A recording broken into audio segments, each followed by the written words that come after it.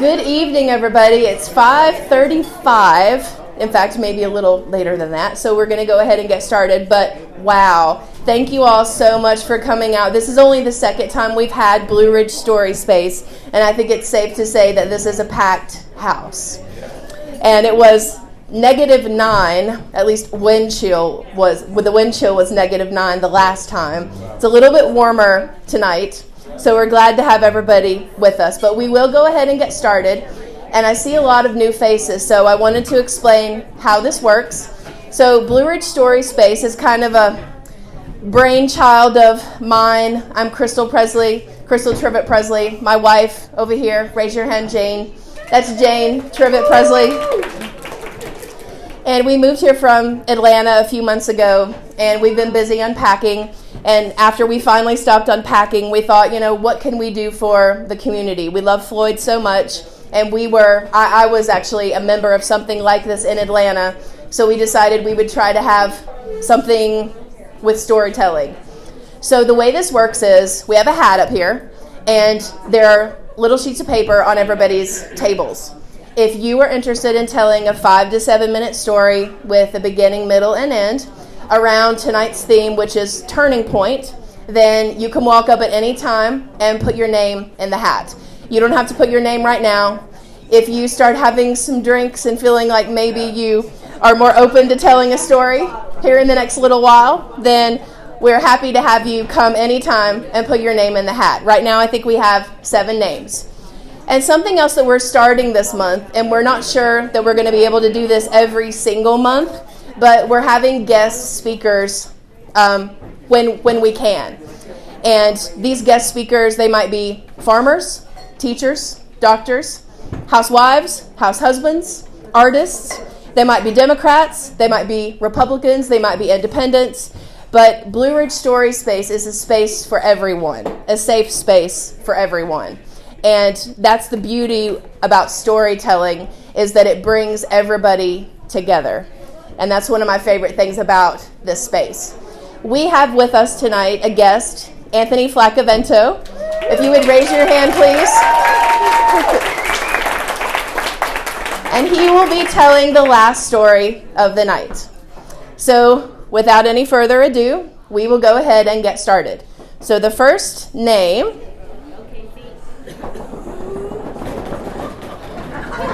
Heather.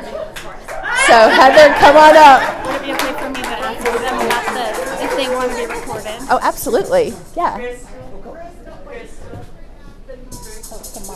Oh, I forgot.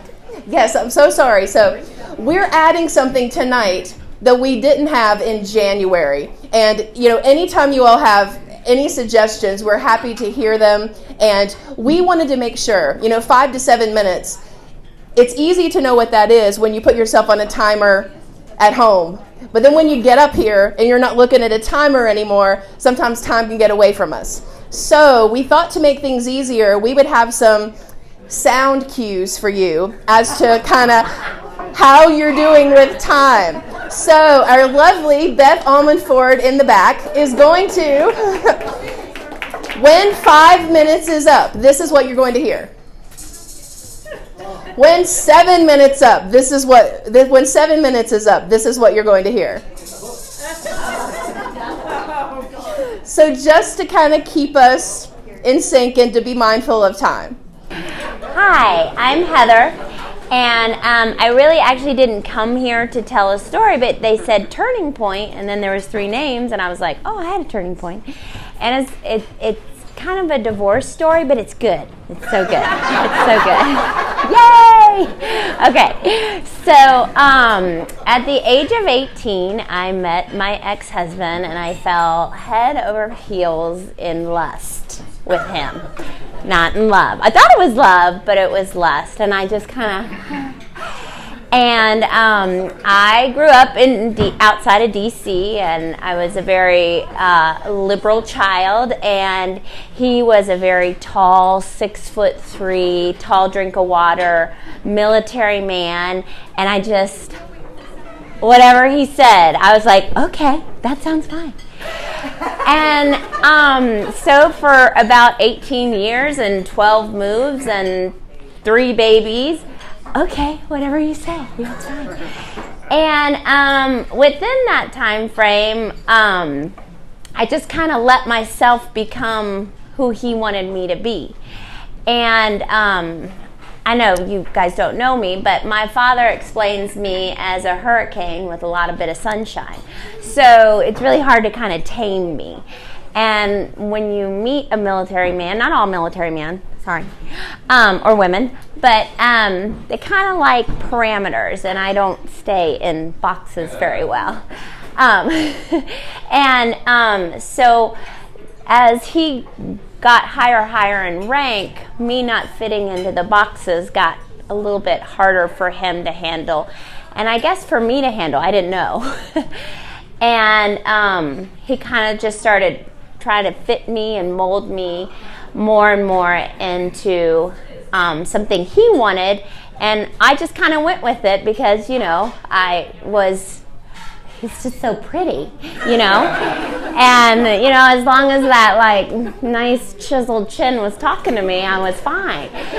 Until it was saying things that were not nice. And, you kind of think, you go and you find the next book about how to make your marriage better, or you talk to a friend, or you go to a conference, and then you go to this counselor, and you go to that counselor, and then you go to this counselor, and then you wind up by yourself at a counselor.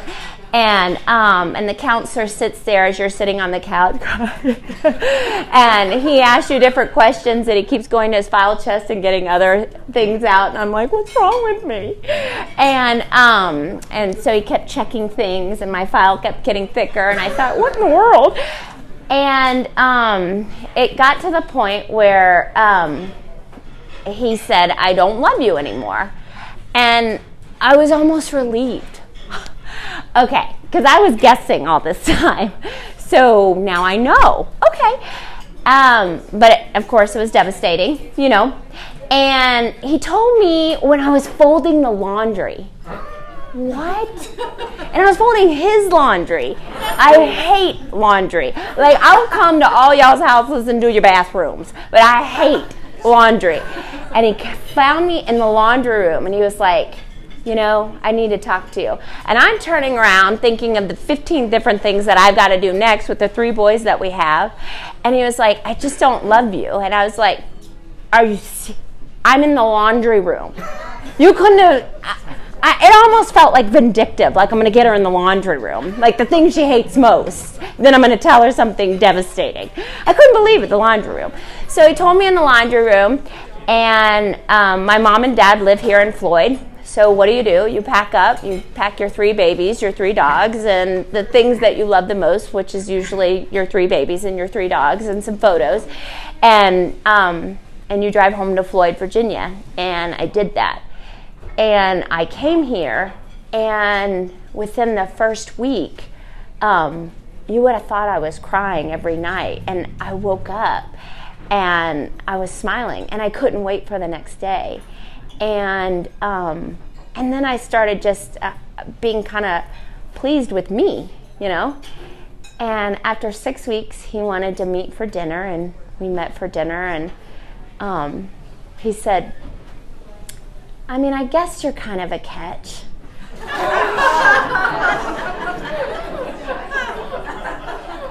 And there was my turning point. That was my old, I don't even know if it was a chapter. I don't even want to keep it in my book. You know what I mean? So my old book happened, and a new book opened, and I looked at him and I was like, well, you're not my catch either. And he just kind of looked at me, and I said, I'm moving to Floyd, Virginia, and I'm going to raise my boys the way they need to be raised, and I'm going to do it without you, and I'm going to do it because I'm strong and I can. Thank you.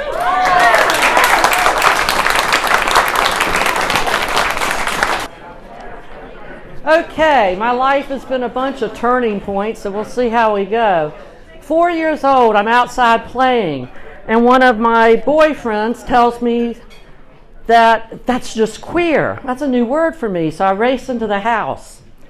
And my mama, who rarely has time to talk, carefully wipes her hands and sits down on the sofa, and I am so excited. We're going to have an actual talk. And she proceeded to tell me that queer is like when a man loves a man like my father and my mother do, and goes on with that for a while. And then she goes, and women can love women. Now, at that point, I must have lit up like a Christmas tree, because I already knew I liked women. But before I could say anything and go, Mama, I'm a queer too, she looked at me and said, and a queer is the worst thing in the world you can be. It's worse than a murderer. My mom had been concerned because I was a tomboy, so she knew she was going to have some stuff on her hands. Fast forward to age 14, and my mom, I think, decided I should get with a medical doctor or something. So she actually broke out the bank account to send me to a really fancy stable. So I spent my time from 14 to 18 riding under professional daily instruction with horses, which has always been my first love. And I think that saved me through my high school years. And I really still to this day love horses. Age 16, I have my license, so I make it to Norfolk, Virginia, and hit the library to find out what it is about lesbians and gays, because in my town I'd never met another queer, you know? And when I read those medical books, I closed it up at 16 and said, well, maybe if I don't act on it, I won't end up in an institution. But my mom, in her smartness, sent me to an all-women's college. And I met some lesbians. And I swear the first time I walked into a party and there were these beautiful lesbians, a voice came down from on high. It was like a hallucination and said, those women are going to change your life. And they did. It's been on an uphill mostly since then, which was really beautiful. Unfortunately, when I was a junior, my mother found a love note in my pocket, so I got outed. And dear Mom went to the psychologist, or psychiatrist most likely, it was probably a psychiatrist, who told her she had two choices. She could disown me or accept me. So she decided to give me the ultimatum, and I took it. I told her she'd be wasting her money if she tried to send me to therapy. So I got disowned just really quick. Unfortunately, at that time, I was with someone who I was starting to think, this might not be a good match, but in those circumstances, I took off with her. We ended up in Roanoke, Virginia, from the coast. And I spent about 3 not so happy years there. And then I got contacted by my family because my father was just really sad not to have his baby girl. So we did some negotiations, and I let them know I would return, but they would have 1 year to adjust because I was not going to go back into a closet. And this was probably, by this time, probably about 1976. So anyway, I go back home, give them a year, and then I come flaming out the closet. Which was really a very nice thing in a more urban area. Let me see what's happened since then. I ended up becoming a therapist. I figured if I could work through these issues, I could help anybody work through issues, and I was a family and individual and group therapist for most of my career. And I ended up with Lyme at the age of 30, which I did not know at that time. I loved women's music concerts. I used to do Michigan every year and went up to the New England Festival, and I did get bit by a tick near Lyme, Connecticut when I was in my 30s. And health kind of went downhill from there, and it started getting really more difficult working. So probably in my mid to late 40s, I had invested wisely. I decided to quit my job. And I came to Floyd, Virginia. And I met a woman in Rocky Mount named Dina Ackerman who put me on this vibrational medicine machine. And I had been misdiagnosed for 26 years and found out then I had Lyme. So since being here in Floyd, I can tell you I'm pretty Lyme-free. I'm feeling better in my 60s than I did in my 30s. And Floyd has been so good to me. And my last turning point was about a year ago. A dear friend who's a vet and breeds racehorses had a board racehorse in her field that's 8 years old, 16-1. He's beautiful. He moves great. And she goes, would you like a project horse? So I now have a horse's back in my life, and she won't even take money for rent. So I feel like in the end, for all of it, I've been a very lucky woman.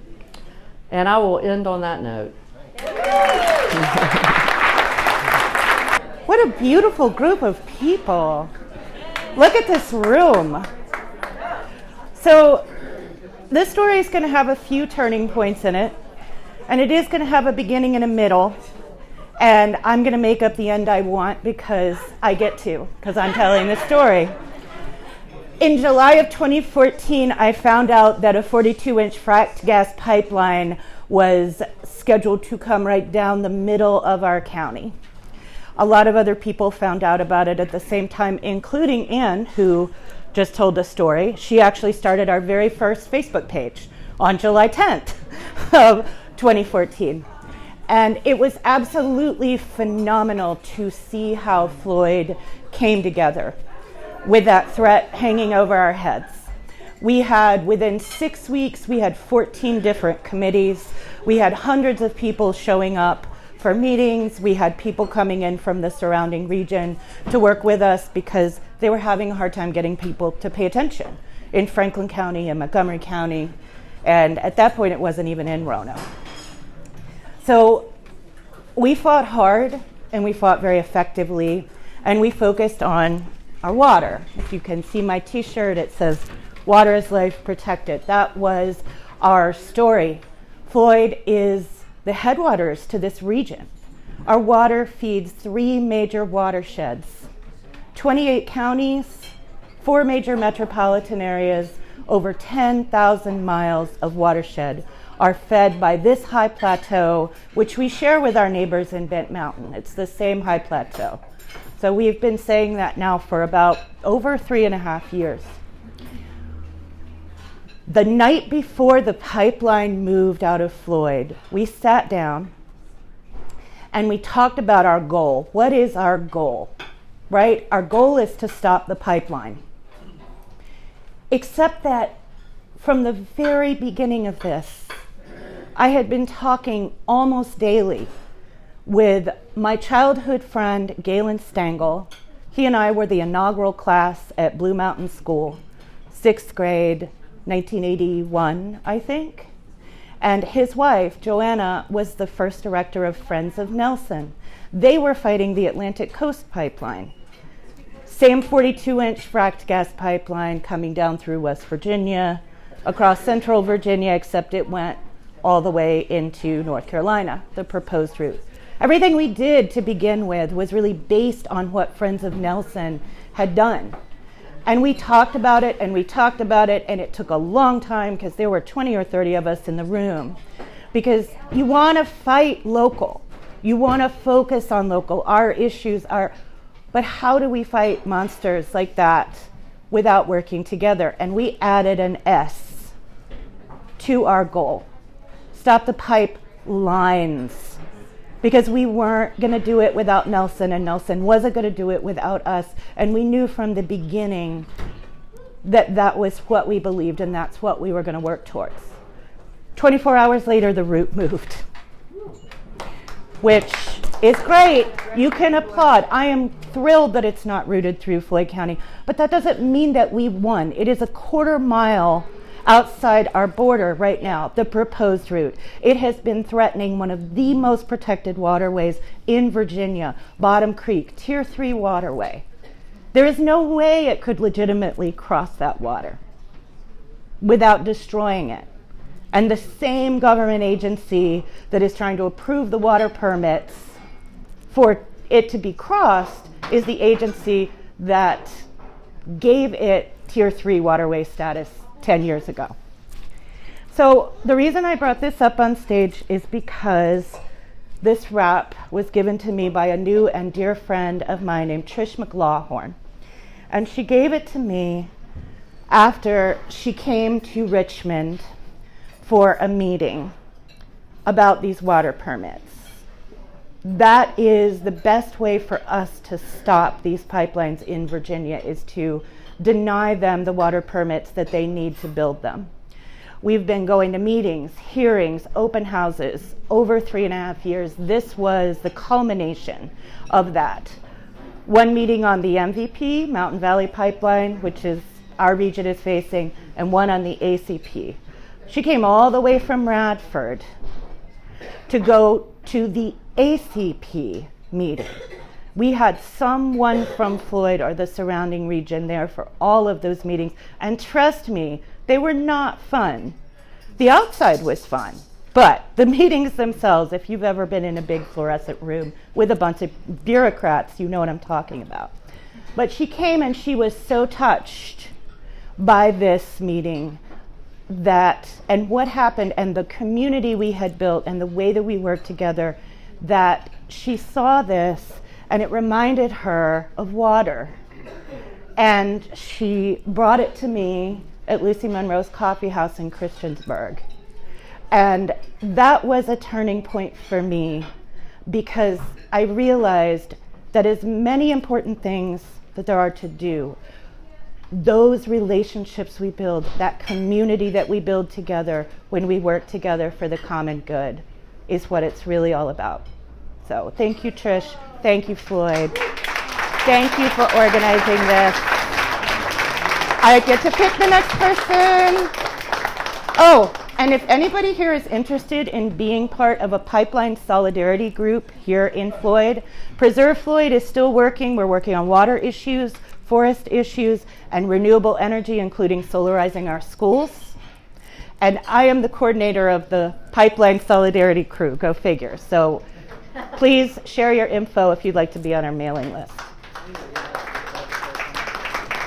And our next storyteller is Kathleen Anderson. So I'm happy to see some happy faces that I actually know out there. That's always a good thing. So I'll look for those faces as I go forward. My story of a turning point comes from lies, true told lies. And let me just say, I graduated from college in 1975, and for those in this group, and I'm sure there are a few, will remember that it was a time of high unemployment. 8.8% was the national average. And so I went to a small liberal arts college and ended up with a degree in liberal studies. Now, it was sort of useless. Not only was liberal studies nice, but undefined, I didn't have any confidence. I had no confidence in my ability to put myself forth as an employee. So I struggled for a couple of years trying to find money for rent and eat and pay college loans. But along came the CETA program. Now, some of you may remember CETA. And CETA stood for Community Employment Training Act. Yeah. And that's where my story begins. So I was what you would call underemployed. I had a job, but they were little jobs and it wasn't much. And so I thought, oh, CETA's a job. There might be a job there for me. So I got the form and I filled it out, and I didn't have the right address. I lived in Minneapolis, and that's in Hennepin County. And Hennepin County had CETA money, but Minneapolis was not included. And so I told a lie. I used a friend's address, which allowed me to get in the door. Well, then comes the next lie. So the person I'm talking to was actually the son of the custodian at the last job that I had. So you would think that might help, but really that wasn't the trick. The trick was he had a job on his desk, and he said, you do not meet the employment guidelines. You were supposed to be not working at all for a period of time, and yours falls short of that mark by a few weeks. So he said, but if you can go and get that job, I'll lie for you. And so I thought, well, okay. So he sent me to a nonprofit organization in Minneapolis. So it was actually in Minneapolis. It was Catholic Charities. And I was supposed to apply for a job as an intake worker. And for those of you who don't know, CETA was actually seed money. And the hope was that wherever you got a job, they would maybe keep you on with funds of their own. So I walk in the door and I'm thinking, well, who knows? Hopefully this will work. And I met Virginia Berkner. And Virginia was in charge of the intake department. And it was a match made in heaven. Virginia liked me. She liked me a lot. Well, it helped that we went to the same small liberal arts college. But she was old enough to be my mother, probably. But Virginia just took one look at me and said, yes, you will do. You will do well. And so that began my first real job.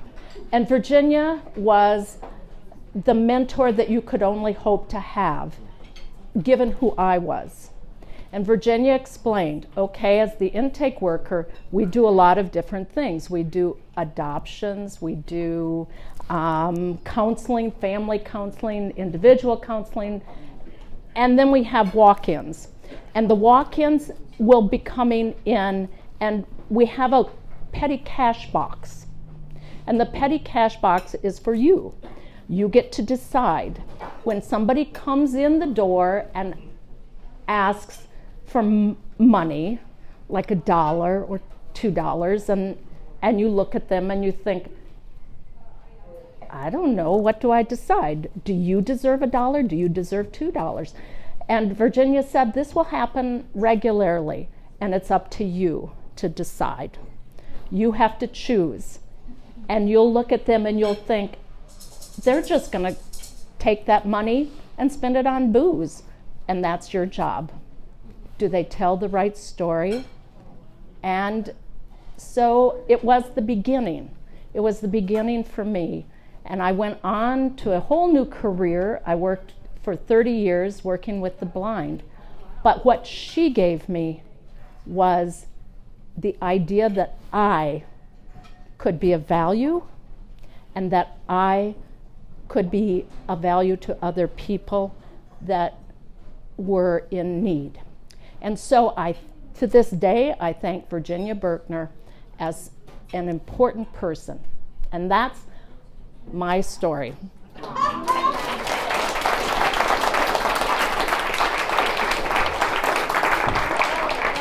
I'm hooked. Thank you. All right, first of all, I should go ahead and apologize to all my friends and to everyone for the things that are going to come out of my mouth in just a few minutes.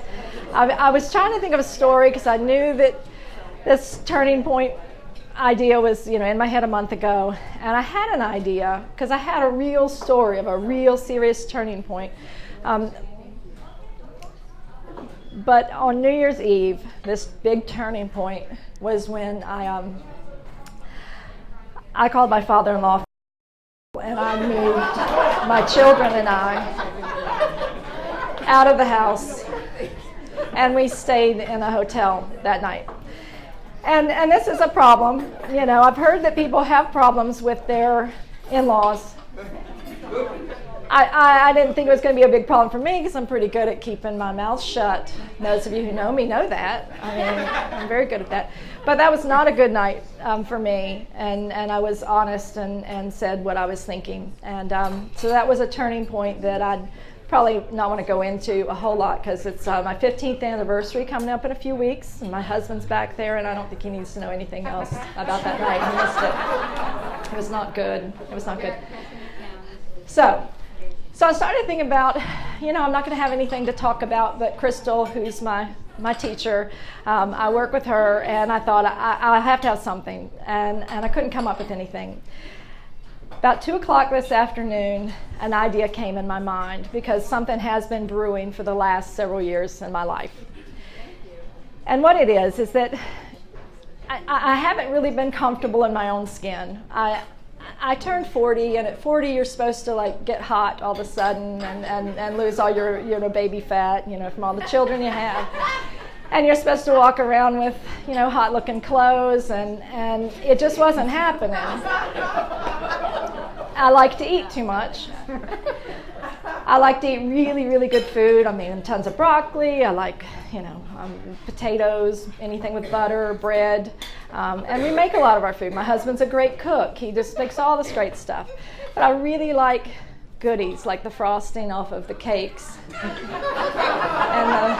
the Hershey Kisses, and lots of chocolate. I like lots of chocolate. And I started thinking, what is going to make me lose this weight? What's the incentive? What am I going to do to get rid of this? And I thought about my health. That should be incentive enough. I thought about my kids. Maybe I should, try to be around for them or be a good role model. I thought about getting hot, and then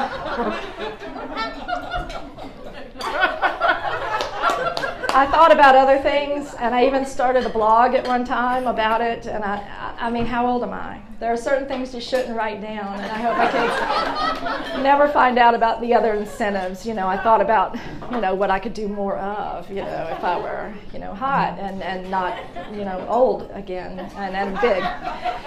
But it couldn't stop me from eating chocolate. So I'm at school last week, and there's this bag of chocolate in our room. We give incentives, we give out rewards.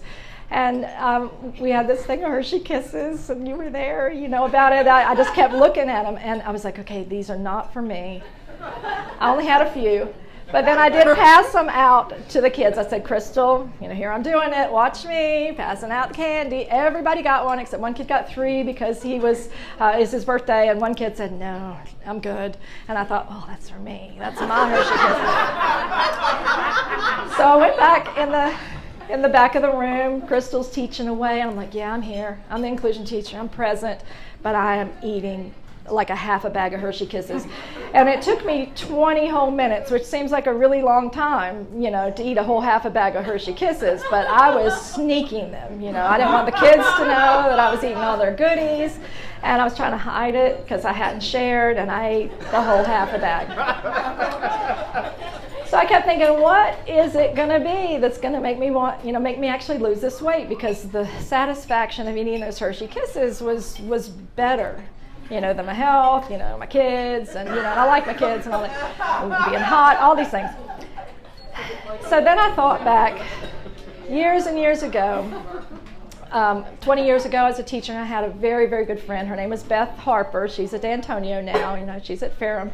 And she and I taught together, and we went shopping one day, and it was so much fun. She made shopping fun. We put on goofy outfits and walked around and made stupid faces at each other. But we came back with matching clothes from the shopping trip, and they were the leggings. Now this is 20 years ago before they were real hot. We had leggings and like little baby doll dresses, and I still have this vest. It came down about right here and had pockets in it.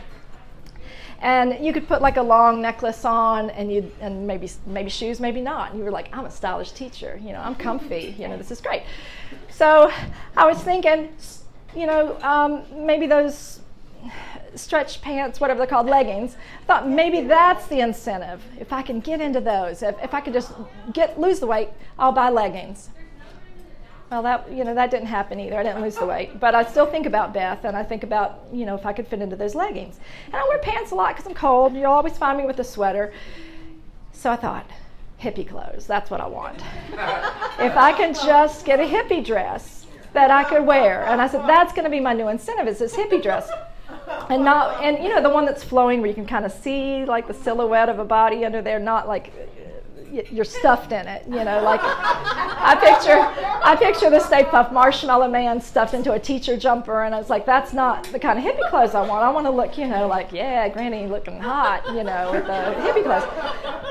So I decided that was my new plan, was to lose 20 pounds so I can buy a hippie dress from that little La place up in Roanoke, whatever it's called, and I was going to do that. But last night, after I ate a half a bag of chocolate chips, and I'm not kidding, I mean just by the handfuls, they're just going in. And they were wonderful, and I thought, tomorrow I'm going to meet my best friend in Roanoke. What am I going to wear? And this is the turning point. This is what hits me at 2 o'clock, because last night I decided, what am I going to wear? Because the jeans I wore for Comfortable Friday at school, I'm sorry, were not comfortable. I'm speeding up. They weren't comfortable because even though I can button the button, I don't fit in them. I mean, they're not tight. They're not like all tight and busting at the seams, but what doesn't get stuffed in those pants is like hanging somewhere. So, I mean, I always wear long shirts and I cover up my ass and I wear, sweaters all the time. I try to be discreet. But it was not comfortable. I thought, I can't drive all the way to Roanoke with these pants on. I can't sit down and drink coffee with my friends with these pants and all this stuff out. So I thought, what am I going to wear tomorrow? And I remembered in my bottom drawer was something my mama gave me for Christmas. She gave me a pair of sweatpants. And I said, yeah, these are the new leggings, And this is my turning point. This is my medium. I'm comfortable in my skin because everything I've got fits in these pants. That's all I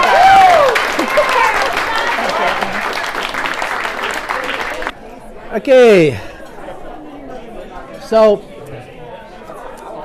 this may be a little bit more of a shtick rather than a story, I suppose, but it has to do with discovering cultural identity. I was raised in an immigrant family, which some people, we have a lot in common, those that were, but the thing about it is, we all have very different experiences.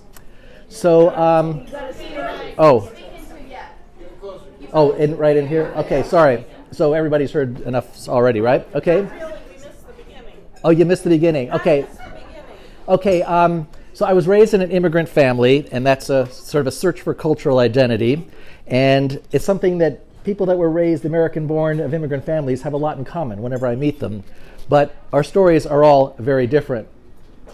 And so my parents were refugees from Hungary after World War II, and they lived on a barge for a year and a half, had 2 kids, a 2-year-old and a 5-month-old, and lived the war refugee experience. I was, of course, not around. And they spent their late 40s and early 50s in Germany as displaced persons and came to the U.S. in 51. First page on the photo album is the Statue of Liberty and all of that. And I was the American-born surprise in 1952. So here I was, raised in this American household, in a Hungarian household. And it was I don't even remember learning English, but at some point I have a vague recollection of about age 3 of playing with some neighbor kid, and we were moving our little trucks in the hedge between the 2 properties and realizing I couldn't communicate with him. But then again, kids a lot of times play with each other and don't really talk.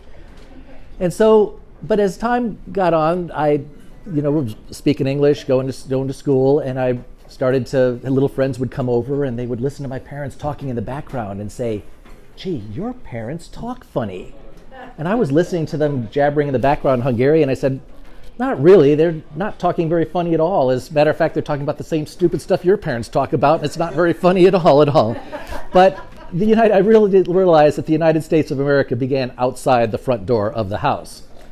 And so the big adventure, of course, was going over to little friends' houses and seeing how American families do that and how they sit around the supper table and what kind of conversations they have and how their table manners and just the shared experiences. And it was all very strange, and I realized I've got some gaps. And so I got used to that and sort of figured, well, okay, that's just the way it is. And I, went back. And so fast forward a little bit, into the 60s, a few European relatives started trickling over, and I started meeting a little bit of who these people were. And finally, around in the late 60s, I was 16, going on 17, my parents decided it was ready for their first trip back to Europe. Now, they weren't going to go back to Hungary, not behind the Iron Curtain at all, but I was going to get to go along on this trip. And in fact, one of the big adventures, I was going to meet my aunt and my cousin, who was closest in age, who I'd heard stories about all my life, were going to be vacationing on the Yugoslav coast from Hungary, and we were going to rendezvous with them. And in the meantime, of course, I was like, holy crap, this is a cousin who doesn't speak English. And my Hungarian had gotten a little bit rusty. We had switched to English at some point with my parents. And so it was like, gosh, I got to get this together. So there we had this rendezvous on the Yugoslav coast. My mother hadn't seen her sister in 25 years. And I met this cousin that was closest in age to me for the first time. And we just got along famously. And it was just kind of amazing. We'd grown up with the same stories. We'd been raised with the same values, the same way. We'd never met each other, and yet here was this connection that made complete sense to me. So fast forward again 4 years later, and I'm taking a trip to Europe. I'm a college student at that point, and the same group of relatives from Hungary and some other relatives from Europe were all rendezvousing in Venice. And again, I met my cousin and my aunt, and we were all connected, and they cooked up this plan. When they were going to get me a visa. I was going to go to Hungary. My cousin Piroshka was going to be my host. So I went to Vienna and I applied for a visa. In those days, it took a visa and you had to mandatory convert currency. And I was going to go to Hungary. My mother had been on this trip too, but she wasn't ready to go back there yet. So I went on this trip. And there, I remember arriving on the train, getting off the first night in Budapest, and just everything sort of made sense to me. It was just, I was meeting these relatives, I was staying in people's homes, and I was just connecting with just the values of all of that. And I was like, okay, I kind of get this. And so fast forward another 4 years, and I'm already in my mid-20s and doing a lot of adventure travel on my own at that point. And I cook up this plan that I'm going to go to Hungary on my bicycle and just travel around for 3 months and just get to know the country, update my language, meet all the other relatives, and just hang out there. And I went there, and besides meeting the family and connecting up with people, I would be invited off with people off the streets, and got to know what people were. And what I learned from this trip was that, okay, I'd had some gaps. I had about a 2/3 understanding of American culture. And I went to Hungary and I said, well, I kind of get things here too, but it's about 2/3 as well. And I sort of put it all together and realized, 2/3 plus 2/3 equals 4/3. I actually have 4/3 of a cultural understanding, which is better than most people do. I don't have 3/3 of any one. But it completely made sense to me, and it was the final kind of linchpin of a turning point of realizing what my cultural identity was. And every few years, I still have to go back there and kind of get a hit and renew that particular piece, that other 2/3. So that is the story. Thank you. Okay.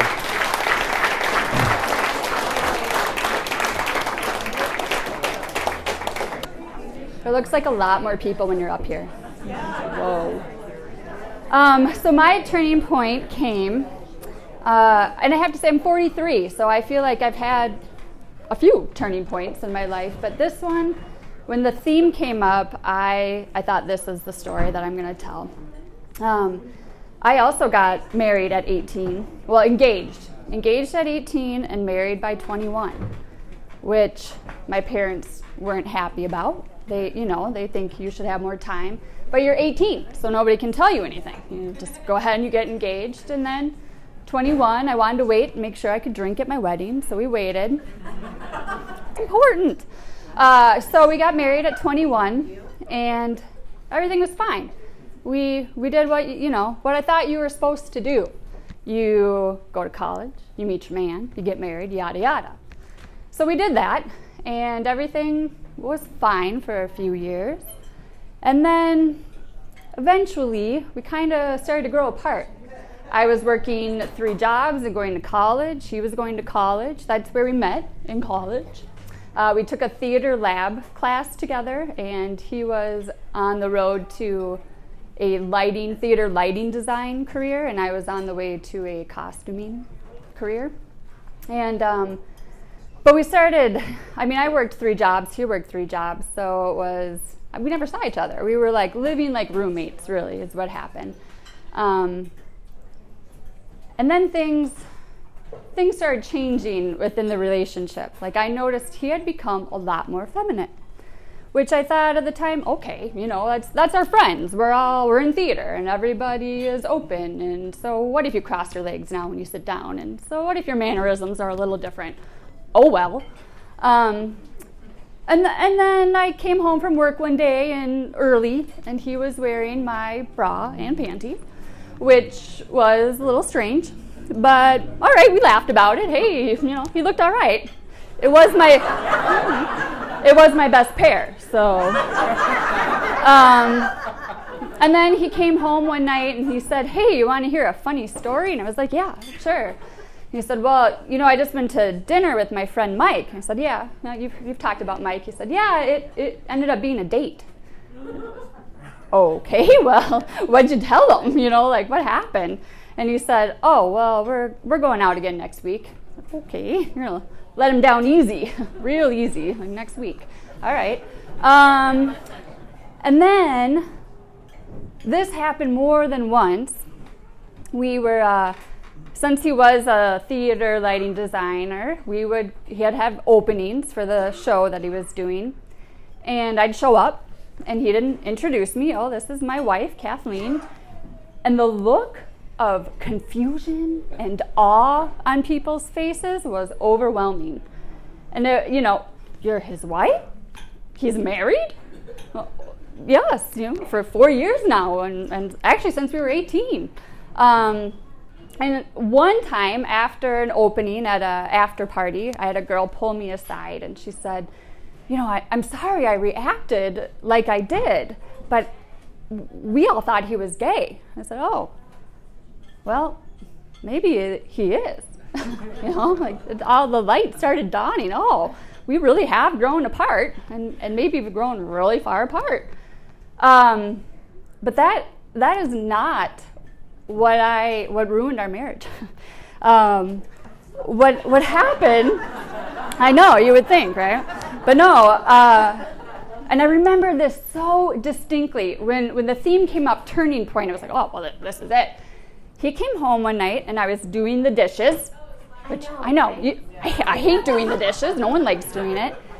And so I'm doing the dishes, and he walks in, and he goes, "Oh." He actually slammed his foot on the ground, like a little child. "Are those my sandals?" And I was like, "Yeah, they are." He said, "Well, take them off right now." And I said, "Are you going to wear them?" And he said, "No." And that was it. I knew I was done. I was like, this is it. It had nothing to do with anything else. That moment made me realize this wasn't going to work. This relationship was over. And then yes, it doesn't have to be like these huge life-changing events that can change your life. It can just be one small sandals that can do it. And that was it. I turned around and walked out the door and joined the circus and traveled for 14 years. And he's been married twice since then. So there you go. To a man or a woman? To a woman. Yeah. I think you do your experimenting when you're in college, right? And we just got together too early. Now, I have worked with children for almost 40 years. I'm done doing that now. But I was an elementary school teacher, and I'm a retired librarian. So if I say, shh, I have to have it quiet to think. I'm sorry. I'm going to tell you one of my childhood stories. When I was a child, and this is very, very true, the only other person in here that knows this story is my wonderful husband sitting in the back, and Beth Ford, because I wrote it for one of her classes. I had a problem when I was a child. I was not a problem child. I had a problem. And I didn't realize I had this problem. But my mother would read stories to me and my sister and my brother. And I loved it when company came and I would sit down on people's laps and I would tell Little Red Riding Hood, the Three Bears. And everybody was laughing and smiling. And I didn't know what was wrong. I just thought they liked my story. Well, when I finally got to kindergarten, I was talking to a little girl one day, and I was talking, my dad had cows, Holsteins, and instead of saying, I couldn't say R. And this was a turning point for me in kindergarten when I said, I was talking about a car. But instead of saying car, I said cow. And she thought I was talking about my father's cows. And I said, no, I'm talking about the car. And then I started talking about the Seals catalog because all my R's sounded like owls. And I said Seals. And she said, Diane, I never heard of the Seals catalog before. And then it dawned on me that, oh my, that's why everybody was laughing when I was telling those stories when I was 3 and 4 years old. And it was so emotional for me. And the light came on, and this is turning point. See, I had to write it down because I knew I would forget. Oh, turning point. And anyway, fast forward to 2nd grade. Mrs. Eddy was a saint. She was the most wonderful teacher I had ever had. And she was a tall lady, and she was a little on the large side. And my dad always said that she might squash you like a pancake, so you better behave. So I made sure I behaved in her class. And anyway, I got in there, and she realized that I couldn't say R. I said ow every word that I said wrong just came out. I sounded like I was from Boston or something, must be. And I remember being in the reading group, and she sent everybody else back to their seat. And she says, Diane, say R. And she sat there beside me, and she showed me how to take my tongue and put my tongue at the roof of my mouth. Nobody had ever showed me that before, ever. And I said R, R. And I was like 7 years old. And I remember that like it happened yesterday. And that was my turning point.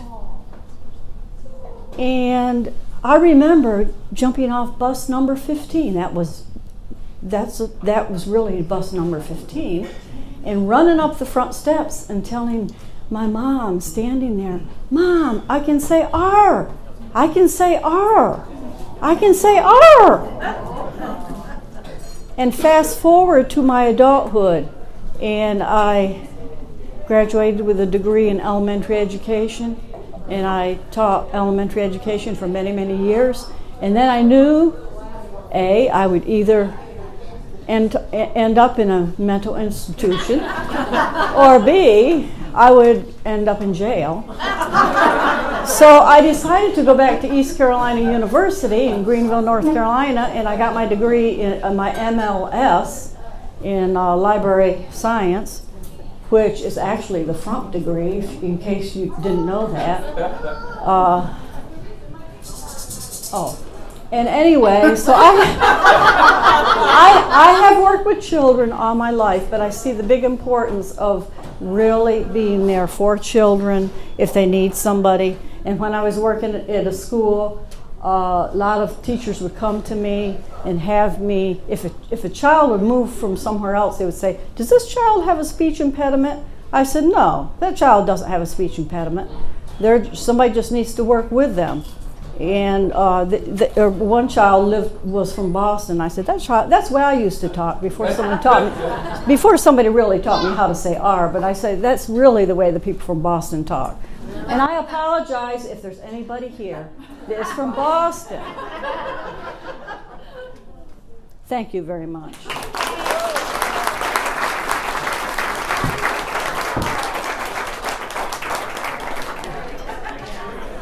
Hello.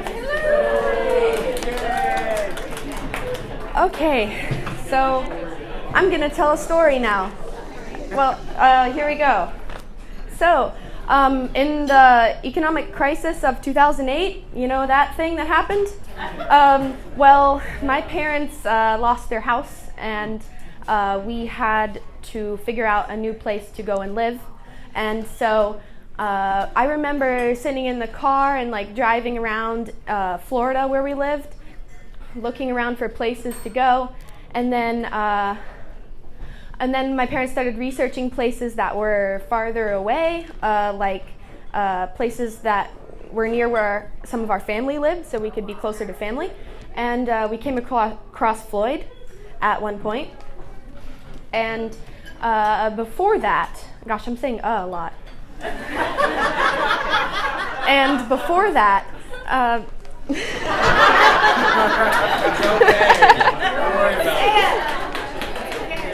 so when we were finding out where we should go, we eventually, my dad over there, he thought of the idea that we could build a tiny house that we would live in before we built our big house.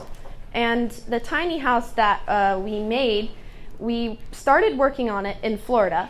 And then when we were driving to Floyd, we had it on a trailer behind our car that we drove. And so when we decided to build the tiny house, we needed a place to live while that tiny house was being built. And my dad's work let us find a house to live in that was semi-spider infested and also semi-insulated. And we lived in there for, I'd say, about a year. And my parents' room was a little drafty. I remember there was like some icicles on this part of the window. And it was kind of nice in there though, because it was cozy, if you know, like when the outside is cold but the bed is warm. So it was still nice, but it was really cold. And after that, we finally finished building our tiny house. And then we lived in it, and it was amazing for the first 2 years. But we lived there for 4 years. So, yeah. But I remember sitting in the loft before it was built, and we just had a bunch of boards, just some straight boards, and it wasn't very far, so if we fell, we'd be fine. But I remember sitting on the boards and thinking about how my dad was taking all this time to build this thing for us, and I was really grateful for that because he was putting a lot of time and effort into building something that we could all live in. Mortgage-free, by the way. We were building this while living in the tiny house, and then we were working up to building a larger house up the hill, mortgage-free, like things from Craigslist, one by one, you know, in the big house. And so yeah, I remember sitting in the loft thinking about that. And then we also had this really cool way of getting into the loft. It was like kind of like a rock wall. Like we had little ledges to climb up, and it was really fun. And there were some downsides to it though. In the kitchen, we kind of had to slide past people because the hallway was about that wide. Not that wide, probably like, yeah, that wide. And so we had to kind of slide past people like this to get by. And that was not a fun thing. So I really appreciate now in our big house, I don't have to do that anymore. And I once said when we first moved in, I was like, Mommy, I have to stretch my foot all the way this way to touch you. And that was a really cool feeling. Also, when we had to take showers, we had a really small water heater. So one shower, we had to make them really short. And then afterwards, it was kind of a big fight with me and my brother to figure out who would go first, because the person who went first always got the hot water, and the person who went second didn't. So then it started to go a little downhill because it started the tiny house started to get a little too small for us because we were getting bigger. And me and my brother used to clean our room by taking our 2 little futon mattresses, turning them up against the wall, and then we would make little like cubbies against the wall with the mattress right here and the wall here, and then we would like make a tiny bed within the cubby, it was really fun, but one of the downsides to living in the tiny house was not being able to decorate my side of the room the way I wanted, because my brother also had a say in it, because we had like this loft that was kind of small that we had to share. But now that we live in the big house, I can decorate my room however I want, and it's really, really nice. And one day when we were moving into the big house, I realized how much my parents put into making that house for me, and I was so happy and grateful that they did that. And that was a turning point. Living in a big house was a turning point. And I'd just like to say that I'm grateful for that. And yeah. Oh, and also another thing, when I lived in the big house, I like to collect these like tiny miniatures. And I had tiny pots and pans about this big that I cooked on the big house wood stove. I made little like churros with them. I put like flour in them and made little churros. But now I have a big stove to do it.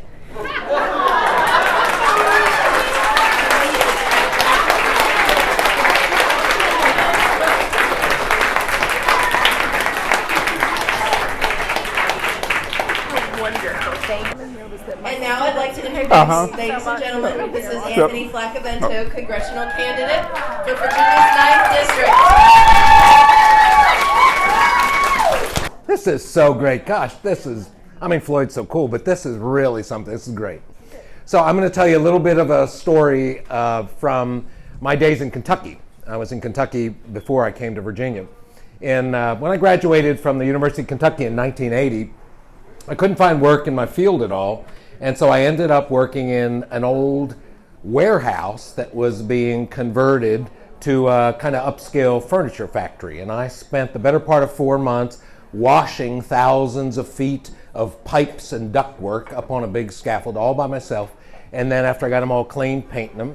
And after about 4 or 5 months of that, I got a break and got a job with a firm in Lexington, Kentucky that was doing strip mine reclamation work in southeast Kentucky. So I started heading to eastern Kentucky, and I traveled with and that was kind of a turning point, I got to say too, because that was really my first sustained connection to Appalachia.